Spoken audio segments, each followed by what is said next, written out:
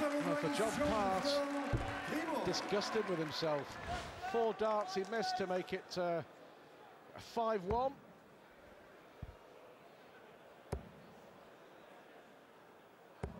Well, that well-known Victorian dart player, Perseverance, came to the fore then, didn't he? That was a case of Mason hanging on in there, taking out the final 179 in 5 errors. And keeping himself in touch to a certain extent. He's got to break John Part once. And then hold throw to level up. 57.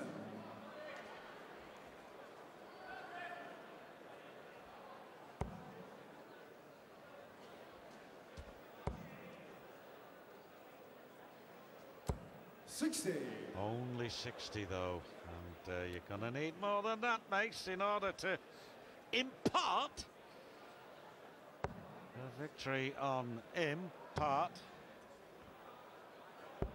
97.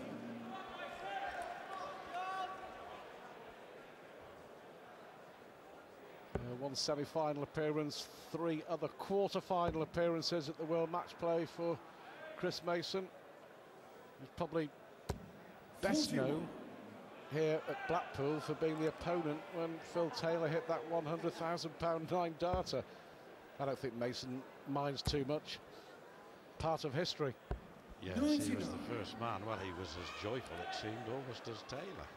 It was one of those great moments in darting history here and anywhere else, where he hugged Taylor upon his striking that final double, which earned him 100 grand. 148.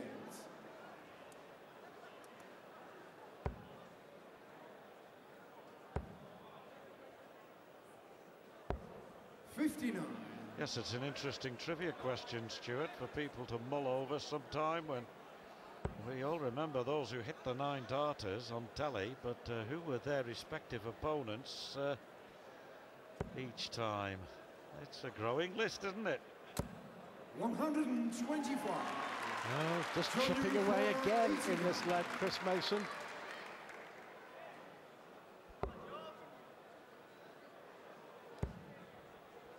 Bullseye. 42. Blimey, he was nowhere near. I think that slipped out of his hand, to be honest. It landed in 3, left him on 47. And if Mason can somehow, he needed at least the single 20. I was going to say if he can pinch this, then certainly it's game on. But Part will be back now for another attempt at 47. Yes, good last start to land him on 32. But pressure on Part again, who blew 4 chances in the last leg. Double 16 again. That's another chance gone. Eventually, John Part nails the leg. Mason was hovering. 5-2 it is in the race to 10. Halfway there then, the Canadian. Ah dear, that's not a happy moment, is it? But I'm impressed by the way that Mason didn't react to it negatively, which when he's really up against it, he tends to. Just wedged itself in. I think it's 15 on the deck, to be honest. So maybe not quite as bad as we might have thought. As Part manages and yet another 180 in his great career. First one of the match.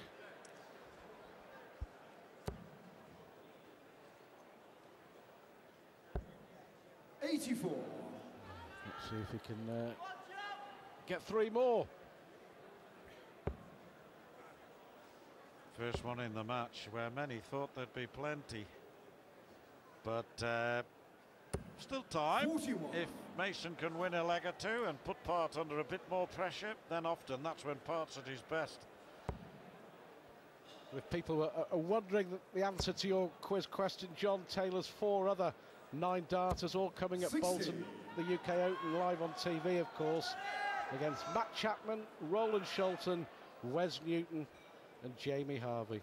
All part of history. Yeah. And of course John Lowe's opponent back in 83. '84 and Paul Lim's opponent at Frimley in 1990. Keith Della and that genial Irishman Jack McKenna, respectively. 45. Real struggle again for Chris Mason. And Part here with a chance to break the throw and take another giant stride towards the second round. The winner, by the way, will have to play a lot better if they're going to reach the quarterfinals, because they'll take on either the in-form Alan Tabern or Vincent van der Voort, who isn't in bad nick either. I'm not sure which of those two I'd rather play if I were one of those. I'm 62. really not, because they can both do it. They're rather different. One's a left-hander, one's a very fast-firing right-hander. Going for bull, double 16. 17 leaves tops 92. here. He's pretty nifty, John Part, when it comes to parting with the dart, isn't he? Doesn't hang about. Left himself here on tops. Mason, 90 left. 105. Johnny require 40. Tops it is for another leg for the Canadian. Double 10. Across the board he goes. Finally, double 5. And 6-2 it is to the world champion. He moves inexorably on his way to round 2. Yes, I think that was an important leg, because I think having won it against the throw, it effectively now 59. ends any hopes, in my view, of Mason really making a complete fight back. Stranger things have happened, but it was a good leg for Part to win, and a big double 5. Had he missed it, who knows? Mason 65 might have taken it out, and at 5-3, throwing first, still very much 100. in the game. All ifs and buts. Well, still to come, Adrian Lewis against Kevin McDine. 57. That should be a terrific match. The man of the moment, Phil Taylor. He's won 10 out of 14 titles away from the TV in 2008, as well as the Premier League, as well as Las Vegas. Not bad, and it's only July. 100. Did he turn up at the other 4, Stuart? To round it all off, Raymond van Barneveld beaten in the quarters in an epic by Lewis 12 months ago here, taking on Blackpool debutant 140. Frosty the Throwman, the Stoke scaffolder. Biggest night of his darting life, that's for sure. John Part needing 4 more legs for victory. 60.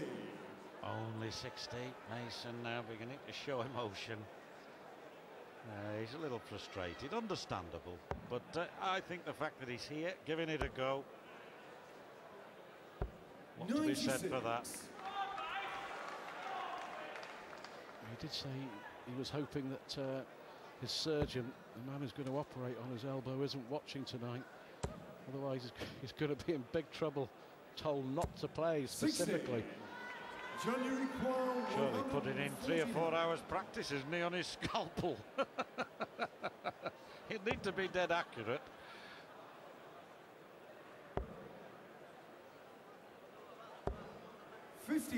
I think, to be honest with you, that the form of Mason has also affected John Part as it can.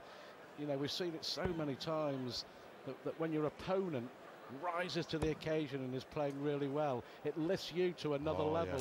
Yes. John Part just hasn't had to go there, has he? No, you're right. Yeah, it's a case of doing enough, isn't it? 91 he wants. He'll go the bull route, knowing John Part. That's 79 left. Double 11 then. For 7-2 in the first dart. Not where he wanted it.